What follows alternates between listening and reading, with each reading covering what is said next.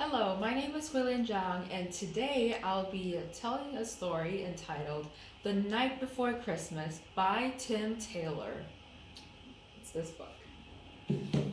Alright. So, Christmas Eve had always been Matt's favorite night of the year. The reasons he liked it were not quite the same ones that appealed to other people. It had never been for him an evening of quiet relaxation and festive cheer. In fact, it was always a time of hard work, when he would put in a much longer and busier shift than usual. But boy, was it worth it! On any other day, you had to go through every room, every cupboard, and every drawer in a house to find the stuff that was worth taking. And then, when you got it home, you would often find that it was broken or otherwise fit only for the skip. Tonight, in pretty much every house on every street in any town you cared to visit, you would find a nice big pile of goodies, all laid out ready to collect. Everything brand new and still in the box. Oh, and just to make it easier, they put it all under a big tree with lights on it, as if to say, please burgle here. And if you were lucky, you'd even get a mince pie and a glass of sherry for your trouble. On the downside, though, it was always something of a lucky dip, since everything was wrapped in fancy paper and you didn't want to waste time ripping it all off before you got out. But Matt was a professional, and over the years he had become pretty good at judging from the weight and feel of a parcel and the sound it made when you shook it, what sort of thing it might contain. On this particular Christmas Eve, he had come across a pile of large presents and he was briefly testing each one in turn before placing them in a holdall. One package was proving difficult to categorize by weight and feel alone. He shook it a little and tried to identify the faint rattle that resulted. Absorbed in this task, his ears missed the opening of a door, and when they picked up the sound of a small footstep on the landing, it was already too late. The door was on the far side of the room, and there was nowhere to hide. Hanging from the huge tree, there was a stocking, and next to it, a large red and white hat. For want of a better option, he grabbed the hat and put it on. He started to take parcels from his holdall and put them back on the pile by a tree. Then he slowly turned around. Facing him was a boy of about 7. Little boy, what are you doing up at this time of the night? I couldn't sleep. Are you Santa? Yup, that's me, come to deliver your presents and that. And what is your name, little boy? I'm Josh Bartlett. The little boy paused, eyeing Matt quizzically. Aren't you supposed to be fat and have a beard? And why are you wearing jeans and a black hoodie? And getting stuck in people's chimneys. All that soup doesn't half get stuck in your beard, and it makes a right mess of red clothes.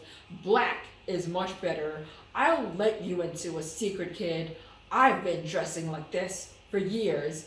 I kept the red coat and a false beard at home just for public appearance, like. Same with the sleigh and the reindeer.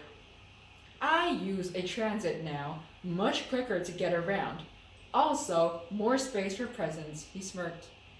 The boy did not seem to be listening. Instead, he was trying to look great past Matt and his bulky holdall at the pile of parcels. Wow, look at all those presents! Christmas is going to be brilliant! I can't wait! Matt stepped aside to allow him a better view. Take a good look at it, kid. Josh stood for a few moments with a little frown on his face, as if he was pondering something. Then he took hold of Matt's hand.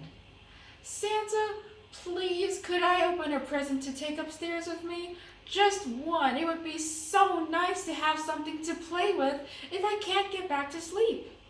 Matt was about to say no, but the boy squeezed his hand and looked up to him with big, pleading eyes. Oh, go on then. But just one, okay? And keep the noise down. I don't want you waking your mom and dad up. Hooray! Josh ran up to the tree, picked a medium-sized parcel, and began tearing the paper off it. Wow, a Nintendo Switch! This is the sort of thing I wanted in the world. Thank you, Santa. Josh was hugging him, but Matt groaned. That's 150 quid down the drain. Easy. Regaining his composure, he turned to the little boy again. Right, young Josh, it's time for you to go back to bed. And quietly, or I'll pick up all the presents and take them away again. The boy nodded and obediently tiptoed back up the stairs, Nintendo Switch in hand. Matt heard the bedroom door close, waited a few seconds, then turned back towards the tree. He reached down towards one of the presents, then paused. What are you waiting for? He asked himself. Suddenly, his heart was not in it anymore. It was one thing, stealing stuff from people you'd never met. Quite another, to take it off a little boy who had looked at you in the eye and held your hand. Not quite believing what he was doing, he put up his hand in the holdall and pulled out a parcel. There was a label in it, which read, To Josh, from Santa. Laughing, he put it down by the tree. You are one lucky little boy. Matt crept out of the house and got into his van. It was cold and he was hungry, and somehow all of the killer instinct had gone out of him. Nah, can't be bothered.